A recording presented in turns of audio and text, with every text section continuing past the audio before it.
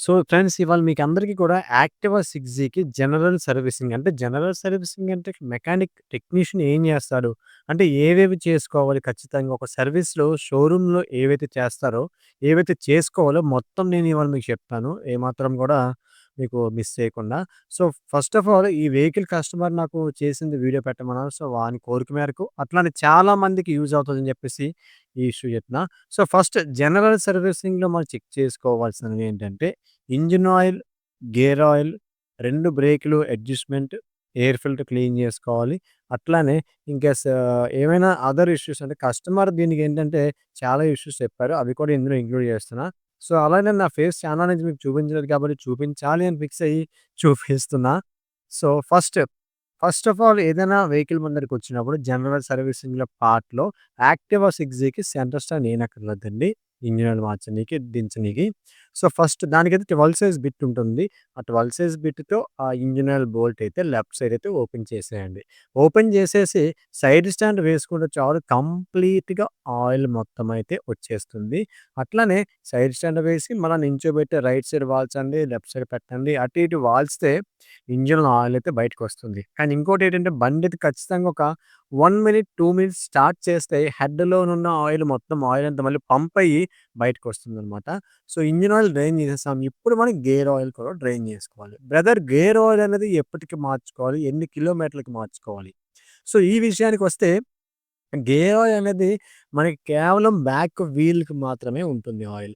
మనం ఎక్కువ డైలీ ఒక కంటిన్యూయస్‌గా 40, 50 కిలోమీటర్స్‌కి వెళ్తే ఖచ్చితంగా గేర్ ఆయిల్ అనేది ఎవ్రీ ఇంజినీర్ మార్చుకున్నప్పుడు మార్చుకుంటే చాలా మంచిది. సో, యాక్టివా 6కి గేర్ బాక్స్ కంప్లెయింట్ చాలా వచ్చేస్తున్నాయి. సౌండ్ వచ్చేస్తుందనమాట. సో, దీనికైతే గేర్ బాక్స్ అనేది మీకు అలముందు సీల్ ఓపెన్ చేశాను. బ్లేడ్‌తో కట్ చేసి గేర్ బాక్స్ అనేది వేసేసుకోండి. దీనికి 120 ఎంఎల్ అయితే వేసుకుంటే సరిపోతుంది గేర్ బాక్స్ ఆయిల్ అనేది. So, gear box section okay. మరి యాక్టివా 6Gకి ఇంజిన్ ఆయిల్ ఎంత వేసుకోవాలి? అంటే యాక్చువల్లీ మనకి యాక్టివాస్‌కి పాత యాక్టివాస్‌కైతే 700, 750 అంటే అట్లా ఇచ్చేవారు. 700 వేసుకుంటే సరిపోయేది. కానీ ఇప్పుడు ఆయిల్ క్వాంటిటీ, క్వాలిటీ కాదు క్వాంటిటీ అయితే తగ్గించారు. ఎందుకు అనేది అంటే ఆ లెవెల్‌కొచ్చేసరికి ఇంజిన్‌లో కొన్ని ఐటెమ్స్ అయితే మునుగుతాయి కాబట్టి నో నీడ్. సో, అట్లని ఎక్కువ వేసుకోకూడదండి. ఎక్కువ వేసుకుంటే ఏమవుతుందంటే ఇంజిన్ ఆయిల్ అనేది ఎక్కువైతే మనకి ఎయిర్ ఫిల్టర్‌లోకి వచ్చేస్తుంది. అంటే బండి ఎప్పుడైనా వాలినప్పుడు హెడ్‌లోంచి మనకి ఎయిర్ ఫిల్టర్‌లోకి రావచ్చు. చాలా ఇష్యూస్ ఉంటాయి. సో, దీనికి ఎంత ఆయిల్ వేసుకోవాలని నేను చెప్పలేదు కదా! 0.55 అంటే 550 ఎంఎల్ వేసుకోవాలి. కానీ ఎక్స్‌ట్రా ఎంతైతే వేసుకోవచ్చు, ఎంతవరకైతే మనం వేసుకోవచ్చు అన్న క్వెషన్ అయితే మీకొచ్చింది కదా! 650 వేసుకుంటే సరిపోతుంది. ఎందుకంటే మనకి ఈ 5W30 BS6 fully synthetic scooty pro oil అయితే 650 ఎంఎల్ ఉంటుంది కాబట్టి ఒక 100 ఎంఎల్ ఎక్స్‌ట్రా వేసినంత మాత్రాన బండికేం కాదండి. ఒక్కొక్కసారి మనం లేట్‌గా మార్చినప్పుడు అది కాపాడుతుందనమాట. సో, ఇదైతే స్కూటీకి ఎట్లా సింపుల్‌గా ఇచ్చేసారు. నాకు చాలా నచ్చింది ఈ పర్టిక్యులర్ ప్రొసీజర్ అనేది. So, engine oil, gear box oil 2 అయితే మనం కవర్ చేసేసాం. ఇప్పుడు అప్‌కమింగ్ నెక్స్ట్ మనం ఏం చేయాలంటే ఎయిర్ ఫిల్టర్ అయితే ఓపెన్ చేసుకోవాలి.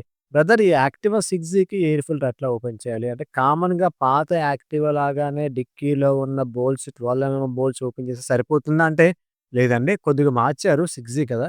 కొద్దిగైతే మార్చారనమాట. సో, ఎట్లా ఓపెన్ చేసుకోవాలంటే first right side and left side మనకి బ్యాక్ సైడ్ కూర్చునే ఫుట్ రెస్ట్ దగ్గర మనకొక చిన్న ప్లాస్టిక్ నాబ్ అయితే ఉంటుంది. చూడండి నేనిప్పుడు ఓపెన్ చేస్తాను. సో, సీట్ అయితే ఫస్ట్ ఓపెన్ చేసుకోండి. సీట్ ఓపెన్ చేసుకొని చెప్పాను కదా! లెఫ్ట్ సైడ్ ఫుట్ రెస్ట్ దగ్గర, రైట్ సైడ్ ఫుట్ రెస్ట్ దగ్గర ఎటువంటి నాబ్స్ ఉంటాయి. ఆ 2 నాబ్స్ కూడా ఓపెన్ చేసుకోండి. నా ఫింగర్ ఎక్కడైతే పాయింట్ చేస్తున్నానో అక్కడైతే బోల్ట్స్ ఉంటాయి. 12 10 బిట్‌తో అయితే ఓపెన్ చేసేసుకోండి. అట్లనే ఇక్కడ కూడా ఇగో బ్యాక్ సైడ్ నుంచి లాగి బయటికి పుష్ చేస్తే లాక్ అయితే ఓపెన్ అయిపోతుంది. ఓపెన్ అయిన తర్వాత ఇప్పుడేముందండి ఆ బోల్ట్ కూడా ఓపెన్ చేసేసుకోండి. 12 సైజ్, 10 సైజ్‌తో. ఇప్పుడు ఇలా మీదకి లేపి లోపల సైడ్ అయితే మనకి ఇగో రాడ్ ఉంది గదా! ఈ రాడ్ పెట్టుకుంటే దానికి పెట్టుకుంటే కరెక్ట్‌గా కాన్స్టెంట్‌గా ఉండిపోతుంది. ఇప్పుడు డిక్కీ బానెట్ అయితే ఓపెన్ అయింది. సో, ఇప్పుడు ఎయిర్ ఫిల్టర్ ఓపెన్ చేయాలి. ఎయిర్ ఫిల్టర్ ఓపెన్ చేయడానికి దానికి స్టార్ స్క్రూ డ్రైవర్‌తో మొత్తం అన్ని స్క్రూస్ ఓపెన్ చేస్తే వచ్చేస్తుంది. ఇక ఈ ఎయిర్ ఫిల్టర్ విషయానికొచ్చేసరికి 6G ఎయిర్ ఫిల్టర్ అనేది అంటే ఇంకా లైఫ్ అయితే అయిపోయింది. కానీ ఒక్కసారి క్లీన్ చేసేద్దాం. క్లీన్ చేస్తే సరిపోతుందన్న ఒక ఎక్స్‌పెక్టేషన్ మీదన ఎయిర్ ఫిల్టర్ అయితే క్లీన్ చేసేసి మళ్ళీ యాజ్ ఇట్ ఈస్‌గా ఫిక్స్ చేసేసాను. ఏముందండి మళ్ళీ యాజ్ ఇట్ ఈస్‌గా ఎయిర్ ఫిల్టర్ పెట్టేయండి. మీద చాంబర్ క్యాప్ అయితే క్లోజ్ చేసేయండి. ఔటర్ సెక్షన్ విషయానికొచ్చేసరికి వాటర్ వాష్ చేసుకుంటేనే పోతుంది. ఎంత తుడిచినా, ఎంత బ్రష్ పెట్టినా సరే పోదనమాట. వాటర్ వాష్ పోరిస్తయితే పోతుంది. ఆ స్టార్ స్క్రూస్ ఎన్ని తిప్పారో అన్నీ కూడా ఎయిర్ ఫిల్టర్ చాంబర్‌కయితే వేసేయండి.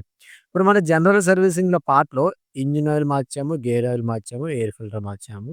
అండ్ దెన్ బ్రేకులు లూజ్ ఉన్నాయి. బ్రేకులు ఎట్లా టైట్ చేయాలి భయ్యా అంటే ఏముందండి అక్కడ 12 size sorry 14 and 8 size spanner తోటి అక్కడ 8 స్పానర్ పట్టుకొని ఈ 14ది ఇగో ఇట్లా తిప్పుతా ఉంటే మీదకి తిప్పుతా ఉంటే మనకి బ్రేక్ అనేది టైట్ అవుతుందండి. అది మీకు తెలియకపోతే ఆల్రెడీ చెప్తున్నా కదా! చెక్ చేయండి ఒకసారి. బ్రేక్ ఎంత టైట్ చేసుకోవాలి? ఎక్కువ టైట్ చేసుకున్నా, తక్కువ టైట్ చేసుకున్నా మీకెట్లా తెలుస్తుంది? అది కూడా చెప్తా చూడండి. సో, ఫుల్ టైట్ చేయండి. ఎంతైతే చేయాలనుకున్నా చేయండి. చేసిన తర్వాత మనకి బ్రేక్ ఇగోండి స్కూటీకి ఈ మాత్రం వస్తే సరిపోతుందండి. మరీ చిన్నగా ఉండకూడదు. స్కూటీ కదా! చిన్న చక్రాల మీద బండి స్కిడ్ అవుతుంది. అట్లానే సేమ్ యాజ్ ఇట్ ఈజ్ బ్యాక్‌ది ఎలాగైతే మీరు బ్రేక్ టైట్ చేశారో, ఫ్రంట్‌ది కూడా అట్లనే టైట్ చేయండి. అండ్ దీనికేంటంటే కాంబీ బ్రేక్ అంటే బ్యాక్ బ్రేక్ నొక్కితే ఫ్రంట్ బ్రేక్ పడుతుంది. ఓకే. సో, అది కూడా కరెక్ట్‌గా అడ్జస్ట్ చేసుకోండి. ఇప్పుడు దీనికేదో బ్యాటరీ డౌన్ ఉంది. బ్యాటరీ కూడా చెక్ చేసుకోవడం జనరల్ సర్వీసింగ్‌లో ఒక పార్ట్ నండి. ఎందుకంటే ఈ 6Gకి ఏంటంటే స్కూటీ విషయానికి వచ్చేసరికి ప్రతిది కూడా సెల్ఫ్ అబ్బా! సెల్ఫ్ లేకపోతే బండి అసల కిక్ కొట్టరు వీళ్ళు. సెంటర్ స్టాండ్ వేయలేరు. సో, బ్యాటరీ అయితే మనం స్టార్ స్క్రూ అయితే పాజిటివ్, నెగెటివ్ 2 టెర్మినల్స్ అయితే ఓపెన్ చేసి బ్యాటరీ చూసారు కదా! డేట్ అనేది మీరు చానాళ్ళయింది. బట్ అవన్నీ కూడా మనకి అనవసరం. కస్టమర్ అయితే నోటీస్ చేశారు సెల్ఫ్ అవ్వలేదని చెప్పేసి. బ్యాటరీ అయితే ఛార్జింగ్‌లో పెట్టా అండ్ యాంప్ కూడా పెద్దగా ఏం లేదండి. 2 అండ్ హాఫ్ కూడా లేదనమాట. సో, ఛార్జింగ్ పెట్టేసిన తర్వాత ఇది కస్టమర్ అంటే క్లచ్ సౌండ్ వస్తుంది. సో, క్లచ్ కూడా పనిలో పని ఓపెన్ చేసి గ్రీజింగ్ చేసుకోవచ్చు. చేసుకుంటే మనకి అంటే ఎప్పుడో ఓపెన్ చేస్తాం కాబట్టి ఓపెన్ చేసి CV ticket front back section CV ticket open చేసి ఇగో ఇటువంటి పుల్లరు అట్లానే 19 సైజ్ స్పానర్‌తో ఓపెన్ చేసుకొని లోపలంతా గ్రీజింగ్ చేసుకోండి ఫుల్‌గా. ఎందుకంటే ఆరిపోయి ఉంటుంది, డ్రై అయి ఉంటుంది. మంచిగా డిస్టర్బెన్స్ సౌండ్ వస్తుంది. పికప్ ఇష్యూ వస్తుంది. చాలా వస్తుంటాయి కదా! సో, అట్లా ఉండకూడదనుకుంటే ఇన్నర్ సెక్షన్ ఆ బేరింగ్‌కి, ఆ బుష్‌కి, ఆ షాఫ్ట్‌కి కూడా కంప్లీట్‌గా గ్రీజ్ అయితే అప్లై చేసుకోండి. అట్లనే చెక్ చేస్తున్నా షాఫ్ట్ ఏమన్నా, బేరింగ్ ఏమన్నా ఇష్యూ ఉందా లేదా అనేది.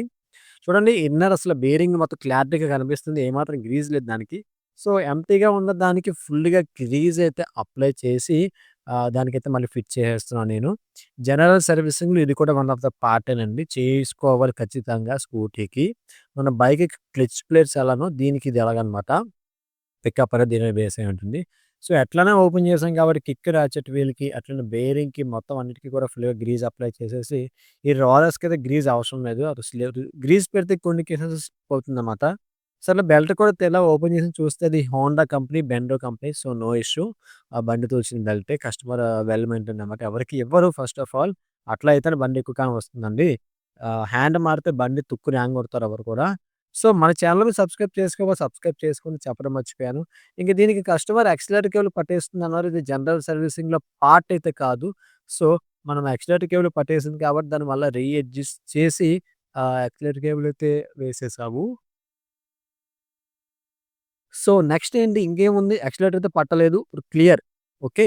నెక్స్ట్ ఏముంది బ్యాటరీ ఇంక ఫైనల్‌గా మనం బ్యాటరీ ఛార్జింగ్ పెట్టాం కదా! ఆఫ్టర్ 3 అవర్స్ అయితే బ్యాటరీ యాంప్ అయితే డౌన్ అయింది కాబట్టి బ్యాటరీ అయితే మనం తీసేసి బండికైతే వేసి సెల్ఫ్ స్టార్ట్ చేసి సరిపోయిందో లేదో టెస్ట్ రైడ్‌కి వెళ్ళిన తర్వాత కస్టమర్‌కైతే వెహికల్ అనేది మార్నింగ్ వచ్చారాయన. వచ్చి వెహికల్ అయితే హ్యాండ్ ఓవర్ చేసేసాము.